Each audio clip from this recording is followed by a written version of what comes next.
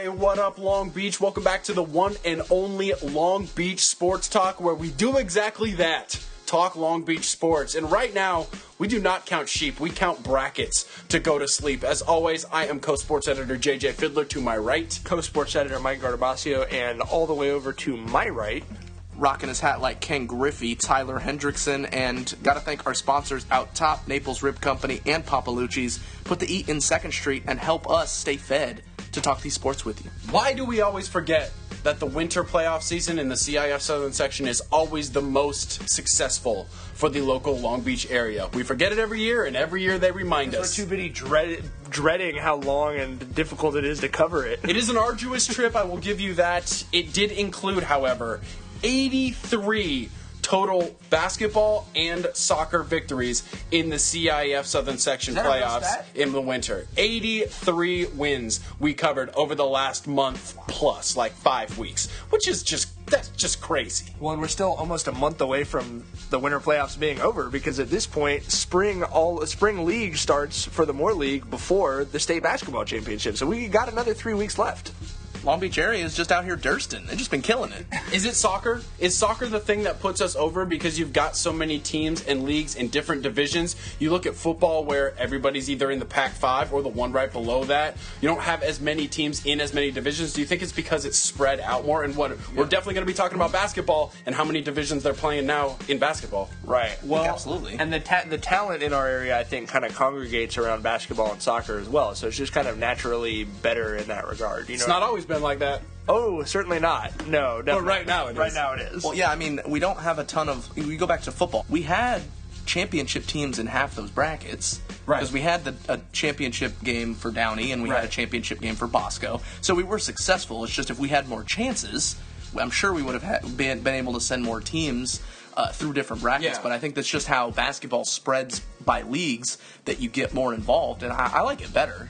Well, yeah, we walk out a bracket day in the winter with a lot more pieces of paper than we do in the fall. Oh, yeah. Facts only, except we do pick up the paper. You don't have to send it with the machine.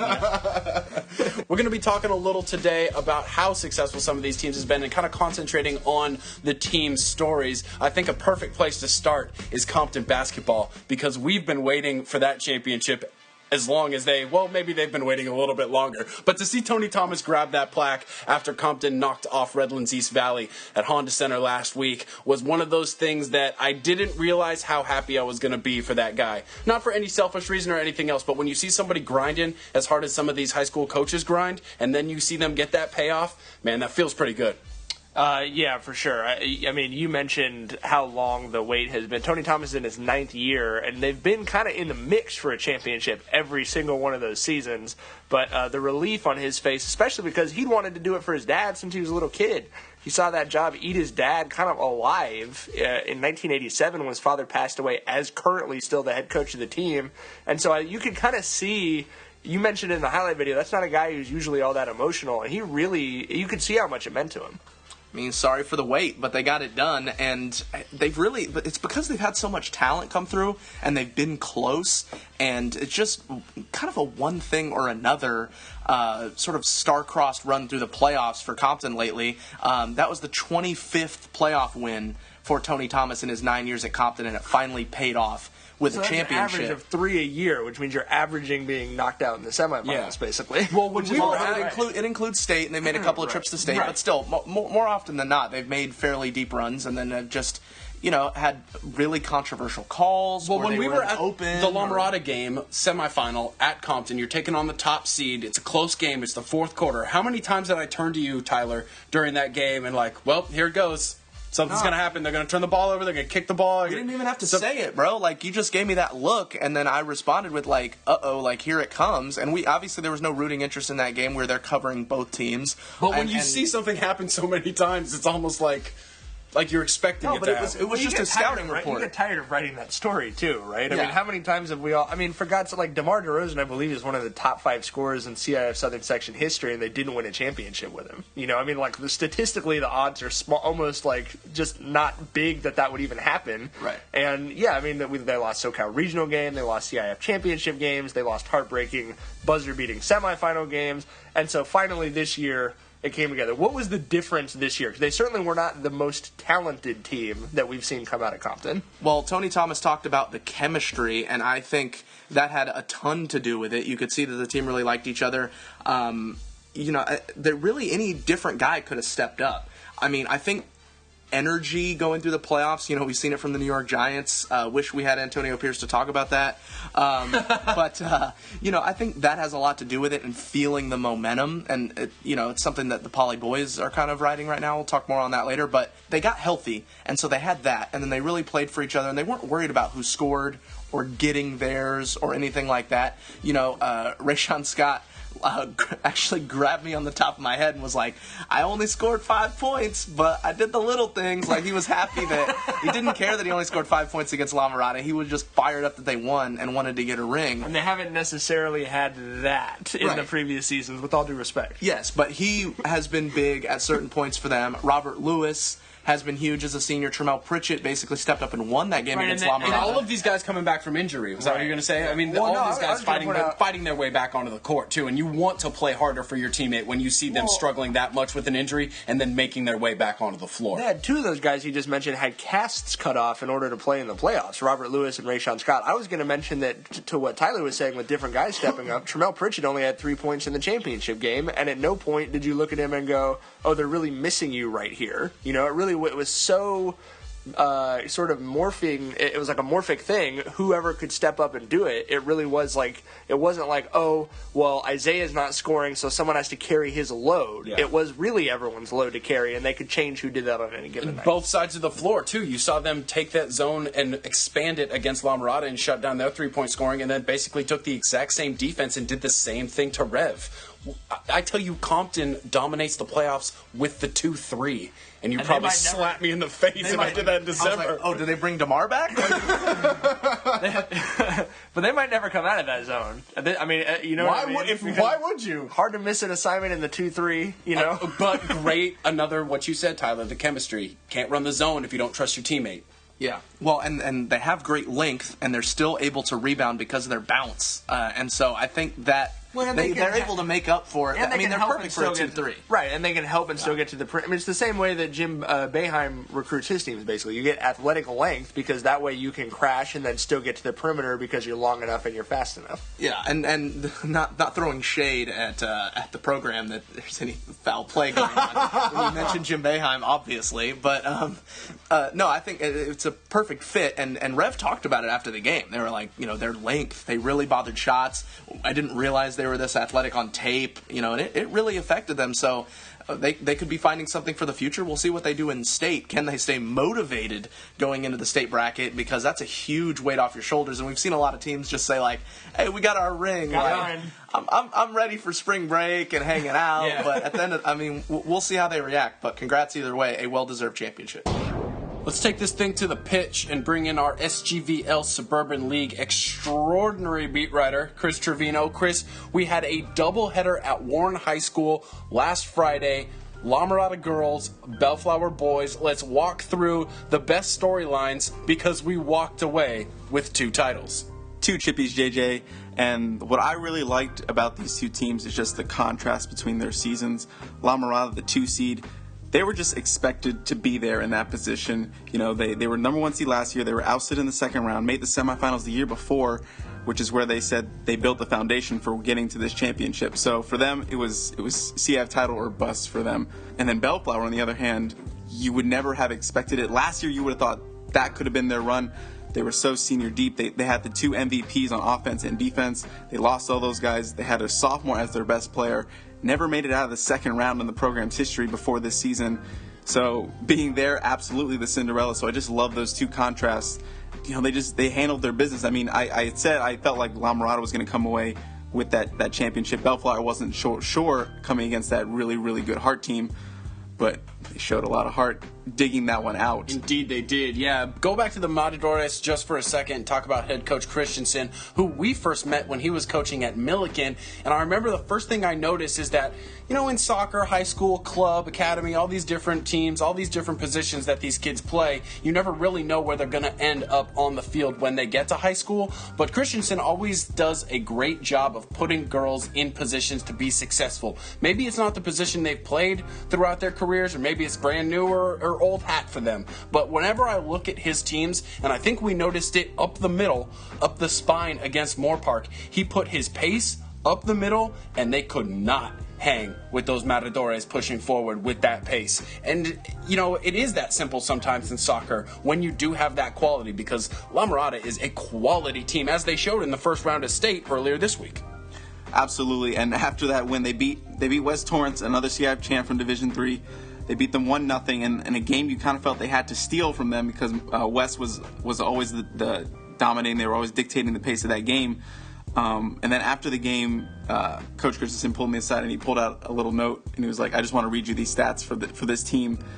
They've scored 106 goals, allowed 9 against. They'd allowed 9 goals all season. Holy cow! And they haven't allowed any in the playoffs." And he was really proud of just the team that they've been able to put together, the best one in school history. So you're absolutely right. He is putting them in positions to be successful. And he was doing that yesterday because they had so many injuries. So many girls were getting hurt. So he would have to shift them around. Just, you're going to play here, you're going to play here.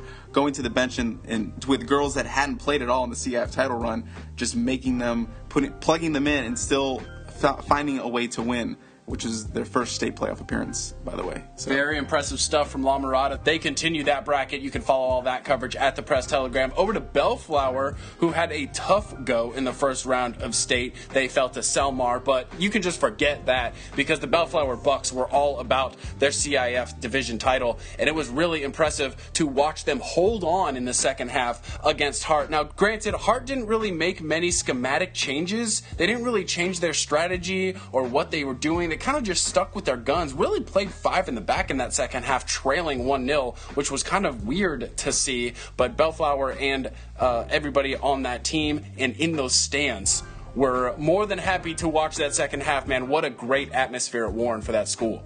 I don't know about you, but I was always waiting for that Hart run to start coming. I was ready for them to start pressing really high and start going for that equalizer. But we have to give a lot of credit for Bellflower for not sitting back with that 1-0 lead and keep attacking. I asked Coach Norman about that afterwards, and he says that was never, we were never going to sit back. I mean, the whole season has been about our offense, so we were going to keep doing what we're doing. We were going to go after them to chase this crown.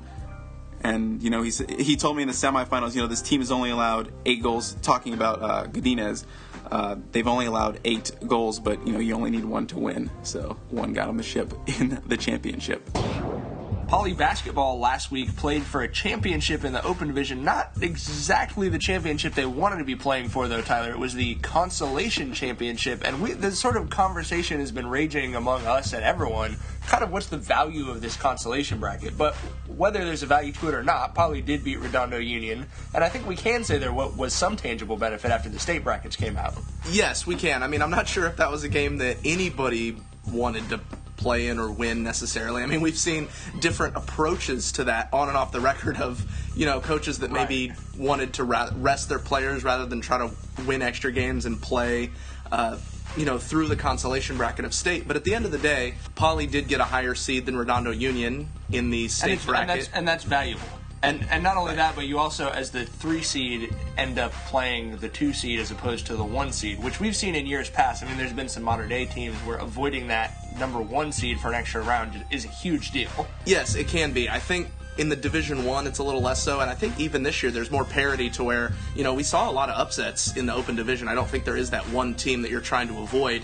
Unfortunately for Poly, the 2 seed that they line up with is the team they lost to in D1, Chino Hills.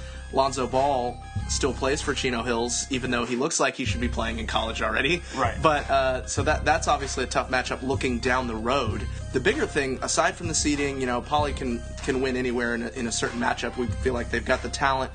But I think the biggest thing is just getting their swag back and having a little confidence, and they're on a roll going in. Right. And so I think that momentum can carry over more importantly than just being on the 3 line instead of the 4 line. Right, and I completely agree with you because this is not a Poly team that's overwhelming you with top-tier talent. It's a very talented and deep team, but it's not, the Moore League for them was not Rashawn Prince and Jordan Bell dunking on everyone and laughing and having a good time. I mean, this is a team that has to play very hard every game and play a certain style of offense as well. And they really, especially offensively, they didn't have that against Chino Hills. You mentioned Lonzo Ball is such a tough matchup defensively.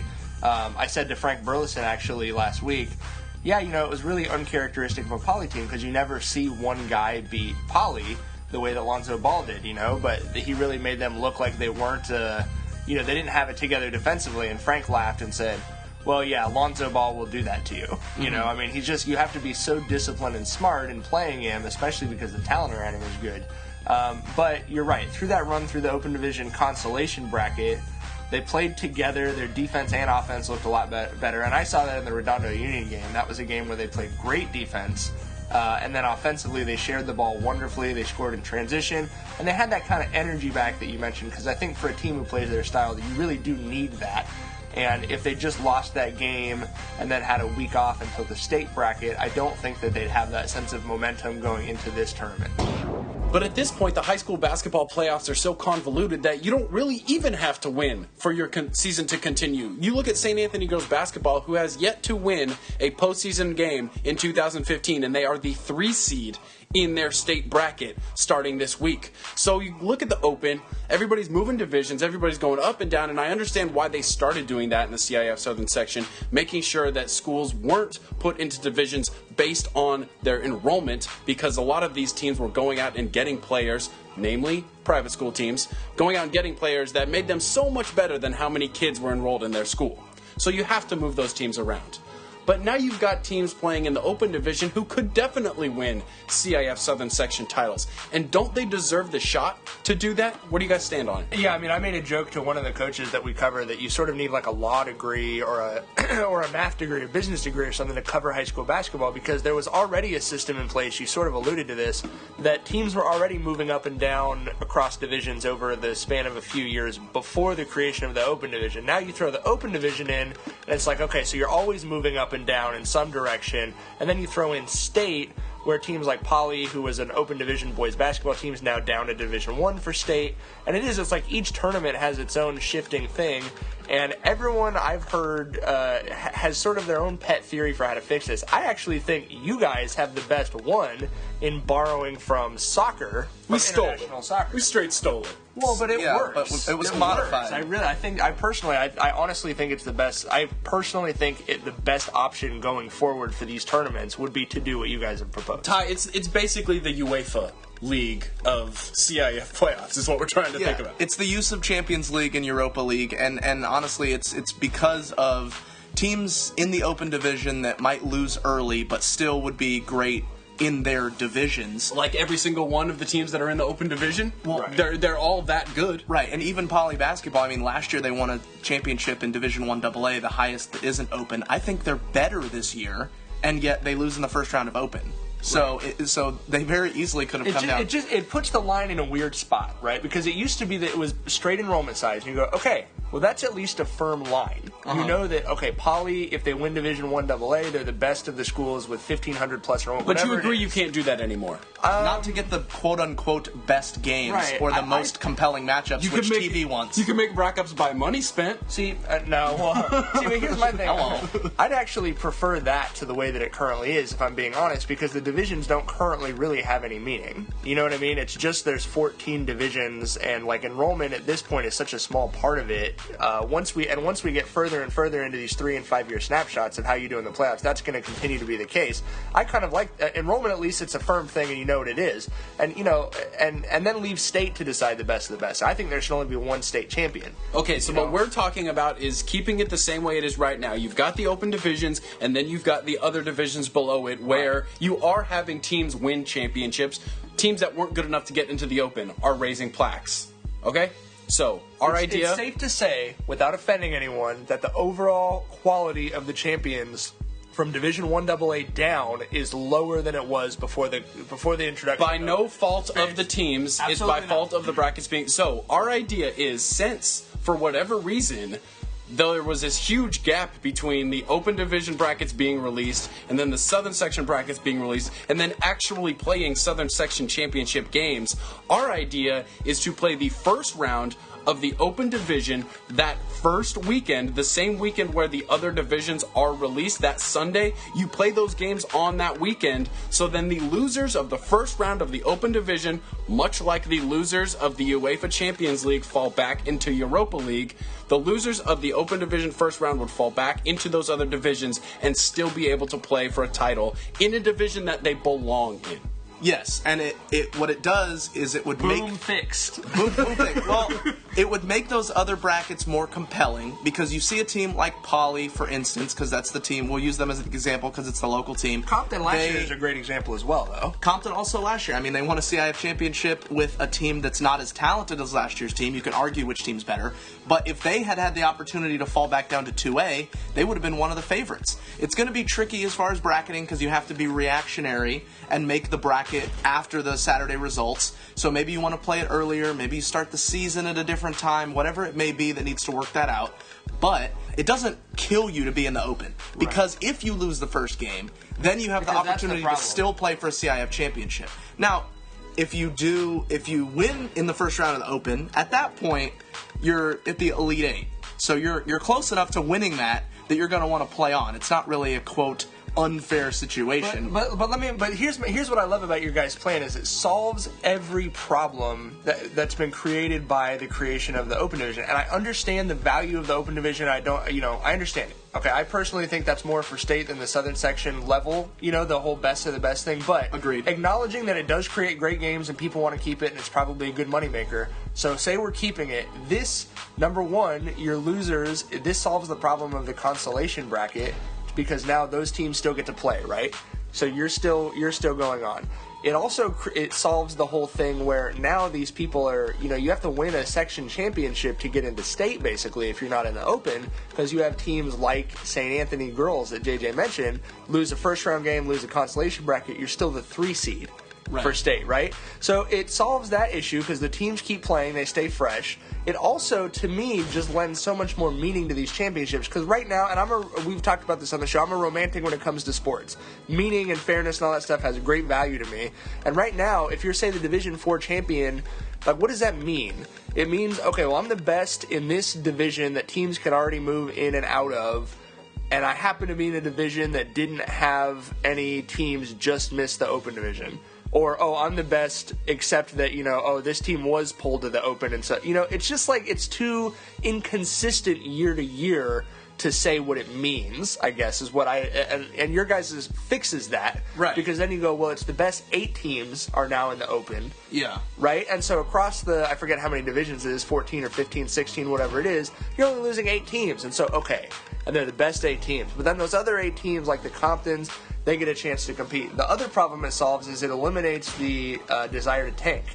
And no one wants to talk about that. No one wants to be on record talking about it. But the fact of the matter is we've now had 2 teams win CIF championships in the Compton boys and the Milliken girls in the last 2 years who acknowledged to us we'd really, really like to not be in the open division. Because they understand that they're not really going to be in a position to win it. But if you are one of those low seeds, say you're a 15 and a 16. What's your shot? Right? And what is your legitimate shot at winning that open division championship? Right. But if you go out there and you're like, well, if we lose, we're not dead. Right. But if we win, then we just beat a high seed in the open, and if we can beat that team, we can beat any team. And now we've got their positioning in the bracket. Exactly. Absolutely. So that's what I really legitimately think that plan solves every issue that I've seen and heard brought up about the open division. Now, that being said, it's too many moving pieces right as the playoffs start, so it's hard for me to imagine that being adopted. But as a writer, that's what I would like to see happen. It is, admittedly, it is a logistical headache for the CIF as far as waiting to see who loses. And it's then 2 meetings for a seeding committee. Right, and then moving those 8 teams back down and then readjusting the bracket. What you can do in that situation, you only have a certain number of brackets affected. 1AA is going to have a lot of teams that might get some fallbacks. Yeah. 1A, it's not every bracket. There's not many 3AA teams. We're talking about 8 teams. Right, but it's 16 potential teams that could lose. On both sides, right? So- one on boys, so you- one on girls. So, yeah, and you have to play with that a little bit. Well, I'd rather have a headache from logistics than a headache from the phone ringing from people complaining every year. I mean, I don't disagree, and I think that there is even a value added because your top teams end up playing more games because they're going to be one of the top seeds in these Well, and lower more brackets of and your- make a run. More of your best teams win championships. That's what I dislike about it. Is you're Yes. saying only one of our best 16 teams are going to win championships, and then 16 or 17 of our next 400 teams are going to win. It just doesn't make sense to me. It's that more way. of the titles have become more of a reward of you were the best team in this bracket we put you in, rather than you were one of the best teams in your section, which I think is a little much different. Let us know what you think. Hit us up on the social medias. Maybe you've got a plan that's even better than ours, but we doubt it. We've made it through extra time and on to PKs, which lately has been my specialty. I got to see more PK finishes than I'd ever seen. I'd actually never gotten the chance to cover a game going to PKs, and then I had 3 of 4 games that I covered go into penalty kicks here in the playoffs. The only time that you get it is in the playoffs because we're not really covering preseason tournaments like that. You saw so many, you were kind of knocked out afterwards. It was like a PKO. PKO. No, and the one game that didn't go to PKs during that stretch, Cabrillo was in extra time at home, had a PK saved in OT, which would have been a golden goal, and then they lost on a set piece. So, I mean, I got to see some things, man, and some stuff. Okay, first and foremost, did you notice similar quotes from the PK winning coaches in the PK losing coaches? Did you notice a pattern in the way the losing coaches might have said, well, that sucks. We just played all this soccer, and then we went to this contest. How many people brought up the free throw analogy, which I feel like every time I've ever covered a team that loses in PK, you hear that, like, oh, it's like deciding a basketball game off of free throws. Well, I didn't get the chance to talk to every losing coach because actually the teams that we cover won all of the PKs because I covered LaSalle, Harvard, Westlake. LaSalle won. Poly, Huntington Beach, Poly won, and then St. Anthony, Shadow Hills, St. Anthony won. So, I mean, you could call it a kind of a bad luck that I had to cover PK games, that it was a little longer, more work, whatever. But at the end of the day, I brought home those dubs. You were sort of the good luck charm for these teams, is what you're saying. You're claiming credit for these PK victories. I wouldn't go that far. Would you say that there was a similarity between all 3 PKs? There was definitely a similarity between LaSalle and Poly because they went extra and there was some nervy moments and some misses. The St. Anthony one was very straightforward. They basically got a save on the first try and then made all their chances. For LaSalle and for the Poly game, it went to extra time and they were waiting on someone to come up with the big moment. Imani McDonald came up with the big moment for Poly. Jacob Garcia, the big moment for LaSalle to step up and clinch that game away. But those went extras and there were nervous moments. What I noticed was the people that were loose going up to the penalty spot, that were a little more relaxed, those were the ones that took the best PKs. If you were too nervous, I got to the point where I could almost tell who was going to miss or who wasn't going to take a good PK. There were some good PK, some poor attempts that made it in. I wouldn't call anybody out, obviously, but you could tell if people are relaxed going up to the spot, that they're confident, they're not putting too much pressure on themselves, and they're going to be able to convert. And Imani McDonald in goal was so much in the zone, she didn't feel pressure because she didn't actually know really what was going on, what the score was, so she was able to really zen herself. And I think that's a great approach for goalkeepers, and then I think when you're going up to the spot, you gotta stay loose, man. Don't put too much tension on those shoulders or on that boot, because you're bound to mess up. But you got to practice it as well. You got to be prepared. I go to soccer practices all the time, specifically at the high school level. Well, these teams are like weeks away from the playoffs, and they're not doing PKs at the end of training. Like, it's not like this is a surprise. It's not like they popped it on you before the game. It's like, oh, by the way, if we play scoreless or if we're tied at the end of regulation and overtimes, we're going to do this thing called penalty kicks. It's like everybody knows what it is, so you can practice it, you can prepare, you can be good at it. Well, right. I mean, that's the, pressure is a privilege Chuck Knoll stuff for sure. But, Terry Collins, the Poly girl soccer team who won that just insane PK, she said the same thing because 2 of the last 3 years, their seasons ended in penalty kicks. And so she said, the minute league is over, we start really working on that. Not just at the end of it. it. It becomes a part of the practice to Yeah. make sure that they understand what they're doing. Absolutely. Now, in that PK, Huntington Beach, Poly, we had a situation where a referee did something that we expected referees to do a lot, but we've never seen. And then he did it again. And then he did it again. I mean, he had marbles. He had marbles. That's because not a lot of referees would stand up and make the calls repeatedly the way he did. But I have to give the officials credit because you can see by the video that we put up, pretty obvious that the goalkeeper for Huntington Beach was coming off her line early, and it's an important rule. You understand why it's in place because she's cutting down the angle and it's affecting the outcome. And she really tested the patience of the official, but give him credit. I was surprised that she wasn't carded, to be honest with you. Well, and the way that she argued the calls as well, it was very showy and... She didn't already have a yellow? That's kind of important because then if you give that second yellow... Okay. So, I'd like to say a word about that, too, because we heard a lot of comments about that, in both directions. And someone said, well, it's like how they could call holding on every play of a football game. You go, okay, but... You expect, right, if your right tackle gets holding called on him, and then the next play gets holding called on him again, and the ref says, look, you're doing this, I'm going to keep throwing the flag. You expect the guy to make an adjustment. Right? And they would. I've never seen an offensive lineman simply go, well, I'm just going to keep doing this, and eventually you're going to stop throwing the flag. Right? And that's sort of what the strategy seemed to have been from the Huntington Beach goalkeeper.